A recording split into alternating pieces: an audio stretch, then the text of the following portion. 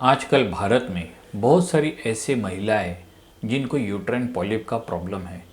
ये uterine polyp exactly क्या होता है, इसके कारण क्या है और इसकी होम्योपैथिक ट्रीटमेंट क्या है, ये हम इस वीडियो में देखेंगे। नमस्कार, मैं डॉक्टर कमलेश सूर्यवंशी, आपका होम्योपैथिक मित्र। दोस्तों, यूट्राइन पॉलिप, जिसे हम एंडोमेट्रियल पॉलिप भी कहते हैं या यूट्राइन पॉलिप भी कहते हैं, ये जो ग्रोथ होती है ये यूट्रस की इनर लाइनिंग यानी एंडोमेट्रियम में होती है। और ये जो ग्रोथ है बहुत बार नॉन कैंसरस होती है, लेकिन ये फर्टिलिटी इशू या एबनॉर्मल इरेगुलर ब्लीडिंग जैसे प्रॉब्लम क्रिएट करती है। अब इसकी जो साइज़ होती है ये सीसम सीड के जैसी, यानी आप फ्यू मिलीमीटर से लेके एक गोल्फ का जो बॉल होता है यानी सेंटीमीटर तक इनकी साइज़ होती है। वैसे इनका शेप फ्लैट भी हो सकता है या पेडेंकुलेटेड भी हो सकता है। अब इसके कॉजेज जानेंगे। पहला जो कॉज है, अगर बहुत मात्रा में यानी एक्सेसिव अगर ईस्ट्रोजन सीक्रेट हो रहा है तो ये ग्रोथ हो सकती है।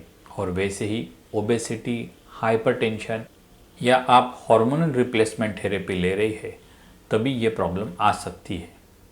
अब इसके सिम्टम्स क्या है? पहला मोस्ट इम्पॉर्टेंट सिम्टम है इरेगुलर या हेवी ब्लीडिंग होना। और दूसरा जो सिम्टम है बहुत ही इम्पॉर्टेंट है, 2 पीरियड्स के बीच में स्पॉटिंग होता है, ब्लीडिंग होता है, या मेनोपॉज के बाद बहुत हेवी ब्लीडिंग होता है। और वैसे ही बहुत बार ये जो ग्रोथ होती है इसके कुछ सिम्टम्स होते नहीं है। रूटीन एग्जामिनेशन में हमें पता चलता है कि इस महिलाओं को यूटेराइन पॉलिप की प्रॉब्लम है। अब इसका डायग्नोसिस हम कैसे करेंगे? इसका डायग्नोसिस हम अल्ट्रासोनोग्राफी के द्वारा कर सकते हैं या हिस्ट्रोस्कोपी के द्वारा हम इसका डायग्नोसिस कर सकते हैं। इसका जो रिस्क फैक्टर है वो ऐसा है कि बहुत बार ये जो ग्रोथ होती है ये बिनाइन होती है यानी नॉन कैंसरस होती है, लेकिन बहुत कम केसेस में ये कैंसरस भी हो सकती है।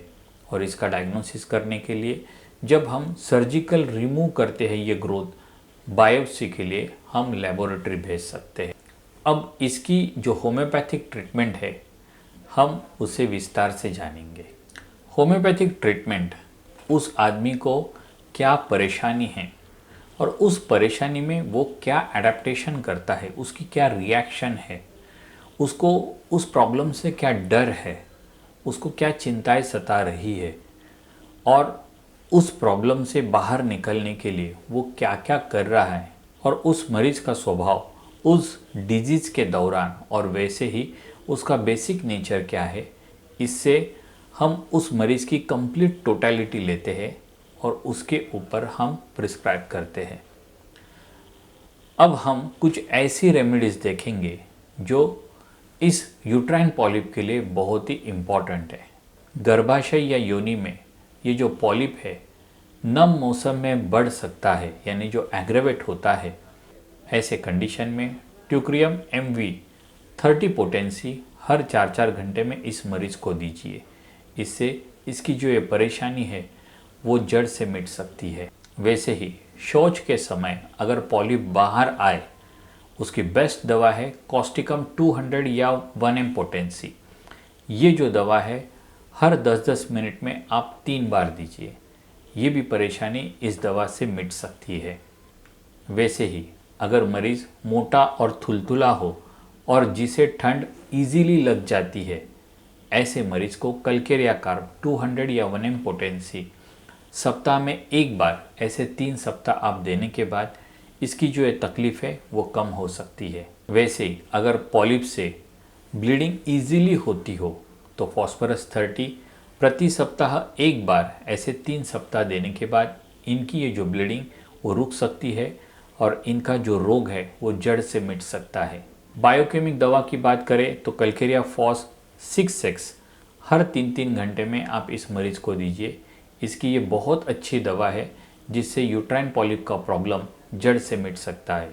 यह कुछ होम्योपैथिक दवाई ये थी जो आप यूट्राइन पॉलिप में यूज़ कर सकते हैं, लेकिन मैं आपको सलाह दूंगा कि आपके नज़दीकी होम्योपैथिक डॉक्टर या गायनेकोलॉजिस्ट को आप ज़रूर बताइए और उनका ओपिनियन ज़रूर लें। Thank you very much.